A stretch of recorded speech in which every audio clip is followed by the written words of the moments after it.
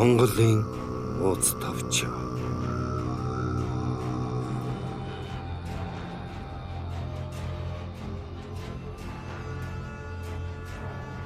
Чингисийн эдэр нас.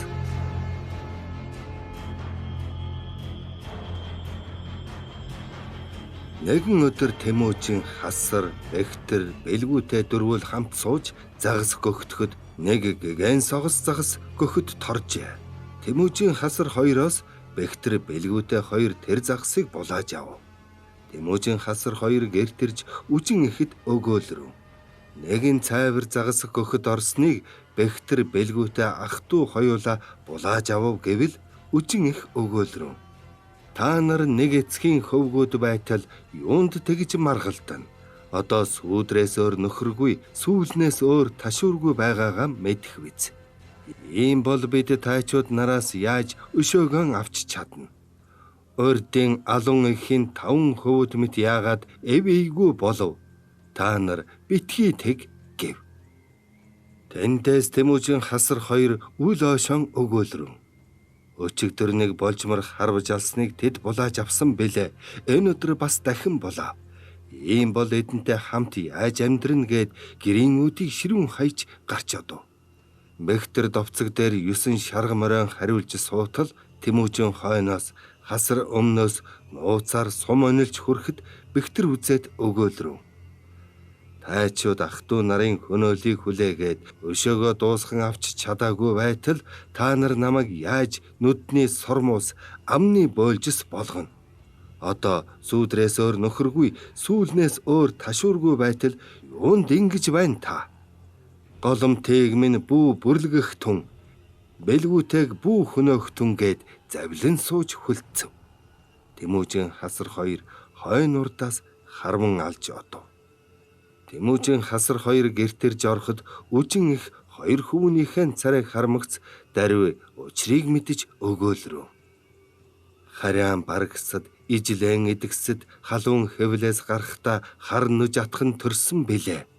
Хавиргаан хазах хар нохой мэт хаданд довтлох харцах шонхор мэт уура даран ядах омогт арслан мэт амьдыг залгих аюулт мангас мэт сүүдрэн довтлох сүрхий араатан мэт цугыг залгих цурхай загас мэт ботго тормын боримыг хазах өл буур мэт бороод өдөр довтлон халдах өлөн чон мэт нял хүрээ гэлэн ядаж нядлан идэх нүгэлт ангир мэт хэвчийг хөдлөгвөл гэдрэг довтлох хэрцгий цөөвөр мэт барж идэх барс араатан мэт балмад амтан буюу сүүдрээс өөр нөхөргүй, сүүлнээс өөр ташуургүй байхад тайчууд нарын хөнөөлийг хүлээж өшөөгөө хэн яаж авах вэ гэж байхад та нар юун тийм хэрэг хийв гэж эртний үгийг иш татаж өвгдийн үгийг үндэс болгон хөвөөдөө ихэд буруу шаан зэмлэв. Тэгж байтал тайчуудын таргуудаа хэрэл туг шадар нөхтөн дагуулж хурганы ус гуужв төлгний бие төлжв гэж довтлохоор ирэв.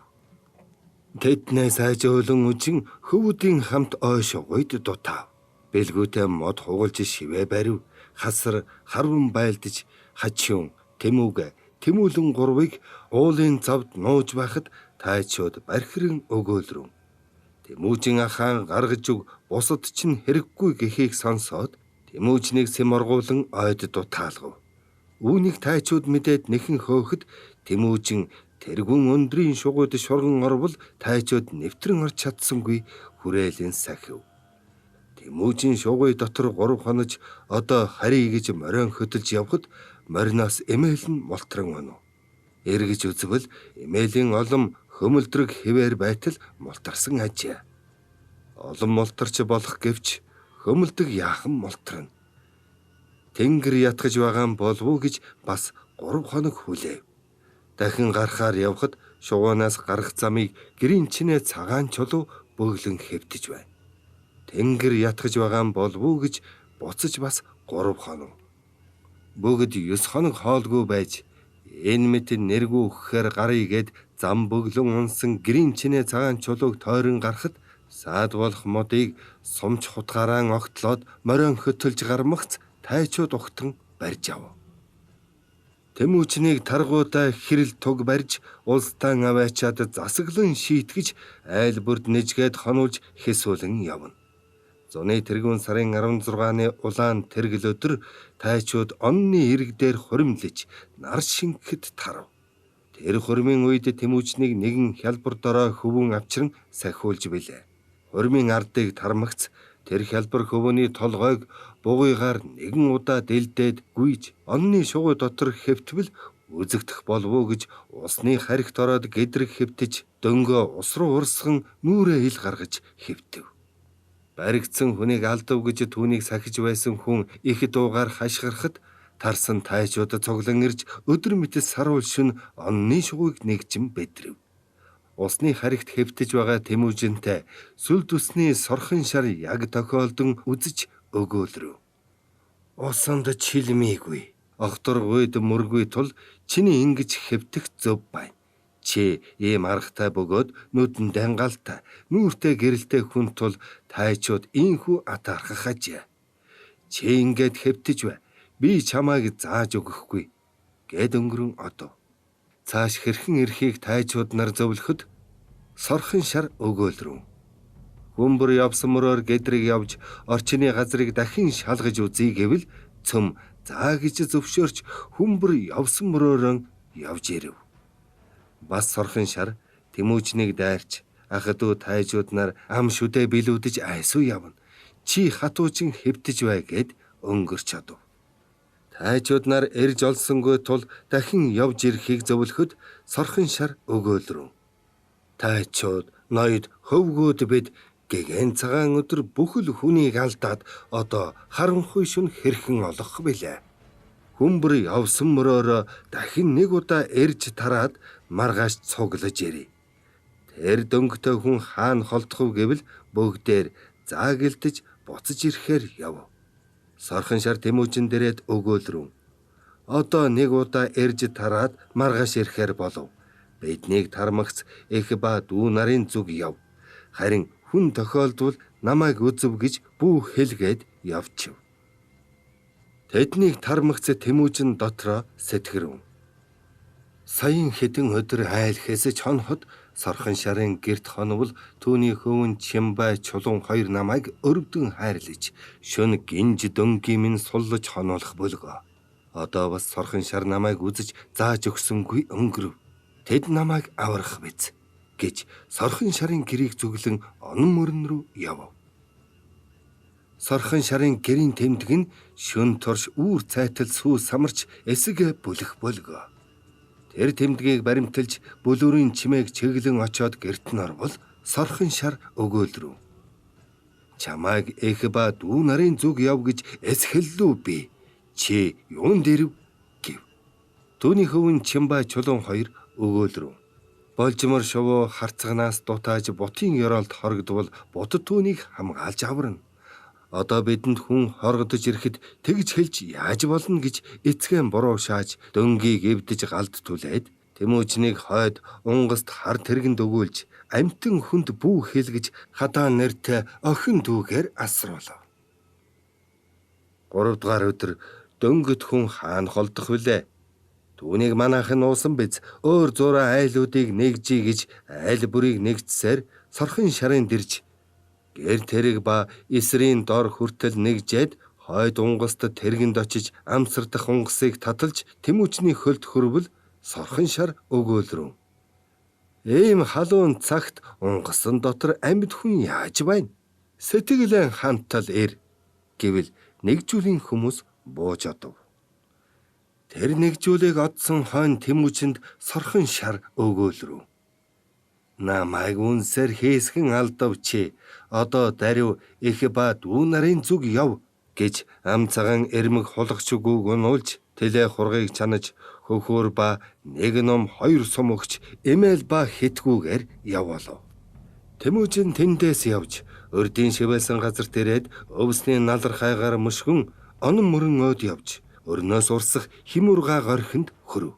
Химургаа горхийн өөд өгсөж бэдэр хошууны хорчихгүй болдог гэдэг газар хүрч их дүү нартай уучрав. Тэд бүгдээр нийлэлдэж бурхан халдууны өвөр Хөрлөх дотор урсах сэнгүр горхины хар зүрхний хөхнуур гэдэг газар очиж нутаглаад тарваг зурмалж идэн амьдрав. Нэгэн өдөр гэрийн дэргэд байгаа 8 шаргахтыг дээрмэрж нүд үзтэл дээрэмдэж одоход Тэмүүжин нар явган тул харсаар хоцров. Бэлгүүтээ огтор хонгор морийг унаж тарв гагнахаар явсан билээ. Өдөш нар шингэсний хойно огтор хонгор мориндоо тарвгнуудыг дааж ядтал ачин явган хөтөлж ирв. Шаргахтнуудыг дээрэм авч одов гэвэл бэлгүүтээ би нэхий гэв. Хасар өгөөлрөв. Чи чадахгүй би нэхий гэв. Тэмүүжин өгөөлрөв. Та нар чадахгүй би нэхий гэж огтор хонгорыг унаад шаргахтыг өвсний налархайгаар мөшгөн хөөж 3 хоног яваад нэгэн өглөө олон адуунд хөрвөл нэг гавшгаа хөвөн гүү сааж байна. Түүнтэй уулзаж шаргахтаас сургалбал тэр хөвөн өгөөлрөв. Энэ өглөө нар ургахын урд 8 шарга морийг үүгээр хөөж гарав. Мөрийг би зааж өгье гэд огтор хонгорыг тавиулж орог шинхул морийг Тэмүүжинд уноолов. Өөрөө хурдан ухаан морийг унаж гэртээ харилгүй нам бух суулга хээр боож тавив. Тэгэд өгөөлрөв. Нөхөр чи их мөнгөнөж яваа хажээ. 90 мөн нэгэн адил би чамд нөхөр болъё. Миний эцэг Нахуу Баян гэдэг. Би түүний ганц хөвөн. Миний нэр Боорч гэд хоёул мордож шарга мордыг мөрөөр нь мөшгөж 3 хоног яв. Нэгэн өдөш нарны гэрэл уул ташиж бүхий цагт нэгэн хүрээ эргэнд хөрвөл 8 шарга морин тэр хүрээний захад өвс идэж бай. Тэмүүжин өгөөлрөв. Нөхөр чи эндээ бай. Манай шарга морд тэр байна. Би түүнийг хөөж ирээ гэвэл Боорч өгөөлрөв. Би чамд нөхөр болж ирээд энд яаж үлдэнэ гэд хоёул хамт довтолж ороод шарга мордыг хөөж гарав. Хойноос нь олон хүн цувралдан хов. Тэдний дотор нэгэн цагаан морьтой улаан дайлтай хүн уурга барьж ганцаар гүйцэж ирэхэд Боорч өгөөлрөв. Нөхөр чи нумс маань надад өг би харвалдъя гэвэл Тэмүүжин өгөөлрөв. Миний төлөө чи эрстүүцээ би харвалдъя гэж эргэж харвалдав. Тэр цагаан морьтой хүн уургаан догсоор хоцорвол хойдох нөхд нь овон цовон гүйцэж ирсэн боловч нэгэнт нар уул ташин шингэж бүрэнхий болсон тул тэд нэхэж чадахгүй хоцров. Тэмүүжин Боорч 2 морьдон авч тэр шөнө турш яваад 3 өдөр 3 шөнө явж Боорчийн гэрт ойртвол Тэмүүжин өгөөлрөв. Би чамгүй бол энэ морьдон яаж авч чадах вүлээ? Би хэдийг авах вэ? Чи хэдийг авах вэ гэвэл Боорч өгөөлрөв. Бэ сайн нөхөр чамайг мөнгөнөж явна гэж тус болохоор ханилж явсан билээ. Би олз ирсэнгүй. Бэ Нахуу Баяны ганц хөвөн тул миний эцгийн зөөсөн хураасан хөрөнгө надад элбэг хөрнө гэж эс авав. Хоёулаа Нахуу Баяны гэрт хөрвөл хөвөнөө алдав гэж нус нулимс болж байсан Нахуу Баян хөвгүүнээ ирснийг үзээд нэг уйлж нэг загнаж хөвөө минь юу болсноо хэл гэвэл Боорч өгөөлрөв. Энэ сайн нөхөр мөнгөнөж явахыг үзээд хамт одсон билээ. Одоо ирв гээд мордож хээр боож тавьсан намбах суулгаан авч ирв. Тэмүүжинд тэд тэлээ хургаалж хүнс бэлтгээд бас ганцхын тулам өгөв. Нахуу Баян өгөөлрөв. 2 залуус үүнээс хойш сайхан нөхрөл бие биенээ битгий орхи гэв. Тэндээс Тэмүүжин мордож 3 өдөр 3 шөнө яваад сэнгүр горхинд байгаа гэртээ хүрв. Тэмүүжнийг ирэхэд өөлөн их халсар хийгээд дүү нарын зовнил тайлагдж сэтгэл баясав. Урд бөртөө үжнийг Тэмүүжин 9 настай байхдаа үзэж ирснээс хойш дахин уулзаагүй билээ. Одоо Тэмүүжин бэлгүүтэй 2 бөртөвжнийг ирэхээр хэрлэн мөрөн рүү одов. Цэгцэр чихэргүү 2-ын завсар Хонградын дээс эцэн нутгалан байгаа ажээ. Дээс эцэн Тэмүүжнийг үзэж маш их баясаж өгөөлрөв. Ах дүү тайжууд нар чамд атаархан хорсохыг би мэдэх тул чиний тухай сэтгэл зовнисоор цөхрөхөд хүрсэн бэлээ. Одоо чамтай уулзав гэд бөртөвчнийг Тэмүүжинд өгөв. Тэмүүжин бөртөвчнийг авч хамт буцахад дээс эцэн үдэж яваад хэрлэний ураг цөл гэдэг газар хөрч халуунд ядрах тул хэрлэн рүү гэдрэг буцав. Дээс эцний гэргээ цотхон охин бөртөвчнийг үзэж хөрлөх дотор сэнгүр горхинд бүхийд хүргэж ирэв. Цотон хариулаад боорчийг нөхөрлөе гэж урьж бэлгүүтэйг илгээв. Бэлгүүтэйг ирмэгц боорч эцэгтэй үг хэлэн бөхтөр хонгорыг унаад бор өрмгөн бөхтрөөд бэлгүүтэй хамт явж ирэв. Боорчийн Тэмүүжинтэй нөхрөлсөн ёс тийм бүлгээ. Тэмүүжин нар сэнгүүр горхиноос нууж хэрлэн мөрний их бүрэг эрэхт бууж нутаглах цагт цотон ихийн шитгүүл гэж авчирсан хар булган дахыг авч Тэмүүжин хасар бэлгүүтэй гуруула Исүхэ эцгийн хуучин дотн анд нөхөр Ван хантай уулзахаар очив. Эцгийн анд бол эцэг Мэтвэз гэж Ван ханыг туулгалын шугойд нутаглан байхад хурч очоод Тэмүүжин өгөөлрөв. Эцгийн хуучин анд та миний эцгийн адил буюу гэж би гэргээ аваад өмсгөл хар булган дахыг чамд авчирв гэж булган дахаан өгөв. Ван хан маш их баясаж өгөөлрөв. Хар булган дахны чинь хариуд хагдсан улсыг чинь хамт тутгаж өгье. Булган дахыг чинь хариуд бутарсан улсыг чинь цуглуулж өгье. Бөөр нь бөксөнд байг, сэрэн цээжинд байг гэв. Тэндээс бүрэг эрэхт нутаглан бүхийд бурхан халдуунаас урайхан жарчудаа өвгөн хөөргөн үрж зэлэмнэрт хөвгөнөө дагуулж ирээд өгөөлрөв. Тэрвэн онны дэлүүн болдогт Тэмүүжин чамайг төрөхөд булган өлгий өгсөн ба би энэ хөвөн зэлмэг чамд өгсөн боловч балчир учраас гэр тавиадсан бэлээ. Одоо чи миний хөвөн зэлмээр эмээлэн тохуул үүдэн сөхөөл гэж өгөв. Хэрлэн мөрний их бүрэг эрэхт нутаглан байтал нэгэн өглөө эрт үүр цааж байхад өөлөн ихийн гэрт зарцлагдах ваагчин эмгэн босож өгөөлрөв. Эх өтөр бос газар дэлбэрэх мэт чимээ гарч морины төвөргөн сонсогдно. Аимшигт тайчууд айсуу биз эх дарив бос гэв. Өөлөн эх хөвгүүдийг дарив сэрэгтүн гэд өөрөө дарив босов. Тэмүүжин нар дарив босоод мордон барьж Тэмүүжин өөлөн их хасар хачиун Тэмүүгөө отчгин бэлгүүтэй боорч зэлэм нар тус бүр нэг морь унаж Тэмүүлнийг өөлөн их өвөртөн дүүрв. Нэгэн моринд юм ачиж хөтлөв бөртөө хүчинд морь дотов. Тэмүүжин ах дүү нар мордож үүрээр бурхан халдууны зүг отов. Ваагчин эмгэн бөртөө үжнийг нууй гэж бүхэхтэй тэргэнд оруулж эд бараагаа хийж тэргэнд сууж бөөр алаг өхөр хөллөж түнхлэг горхин од хөдөлж уулгсан түнхлэг горхинон хүрэхэд сая үүр цааж харив бүрий байтал өдөөс цэргийн хүмүүс хатирн ирж чи юун хүм гэж асуувал ваагчин эмгэн өгөөлрөв. Би Тэмүүжиний харьяат их гэрт хонь хэрхаар ирсэн бэлээ. Одоо унгас тээж гэртээ харж явна гэв. Тэр цэргүүд өгөөлрөв. Тэмүүжин гэрт би юу өгөө юу? Гэр нь хаана байна гэвэл ваагчин эмгэн өгөөлрөв. Гэр нь ойр байна. Тэмүүжиний би үгийг би мэдэхгүй. Би хойд гэрээс гарч ирэв гэв. Тэд цэргүүд хатирн одов. Ваагчин эмгэн бөөр алаг үхрэн гуйдаж яарвчлан явах гэтэл тэрэгний тэнхлэг хугарав. Тэнхлэг хугарсан учраас явганаар ойд дутааж орё гэж байтал хойноос мөн цэргүүд бэлгүүтэн ихийг сундалж хоёр хөлийн санжуулан давхиж ирээд энэ тэрэгэн дотор юу байна гэж асуувал ваагчин эмгэн өгөөлрөв. Унгас би гэв. Тэр цэргүүдийн ахмад нь өгөөлрөв. Дүү нар бууж үзэх тун гэвэл бусд нь бууж хаалттай тэрэгний хаалгыг нээвэл дотор нь хатан сууж байна. Түүнийг тэрэгнээс чэрж гаргаад ваагчин хоёуланг сундалж Тэмүүжний хойноос өвсний налархаагаар мөшгөж бурхан халдун өд гарав. Тэмүүжнийг нэхэж бурхан халдууны 3 тойрон нэгживч олсонгүй.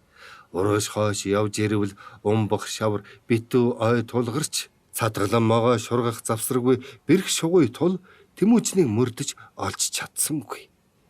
Энэхүү довтолсон цэргүүд бол 3 мэргэд байсан ажээ. Удууйд мэрэгдийн тогтоо, увас мэрэгдийн дайруулсан, хаад мэрэгдийн хаатай дармаалаа гурвуул нийлж, урд чилээдүүгээс өөлөн ихийг булааж авсны өшөөг нэхэхээр ирсэн ажээ. Одоо тэдгээр мэргэд өгүүлэлдрүүн. Өөлнийг булаалагдсны өшөөг авахаар ирээд одоо эмсийг булааж авав. Өвөг эцгийн өшөөг авав бид гэж гэртээ буцав. Тэд бүртөө үжнийг аваачаад чилээд үгийн дуу чилгэр бөхөд өгөв. Тэмүүжин тэр 3 мэргэд гэртээ харих нь ууланд бөгөх нь 3 хоног дагаж яваад мэдж иргэж бэлгүүтэй боорч зэлэм 3-ыг илгээв. Тэмүүжин ороо бурхан халдуун дээр бууж өвчүүгэн дэлдэж залбирэн өгөөлрөв. Солонг мэт сонсох соргог хваагчны сонор хүчээр уян мэт үзэх үнэнч хваагчны үдсний ачаар аюултад айснаас амжин дутааж бүтэн бие бүгэн нуугдж бүдэг замыг мөрдөн дагаж бугын мөрийг мөшгөн хөөж бургасан герт буруулан нуугдж бурхан халдуунд амь хоргодов.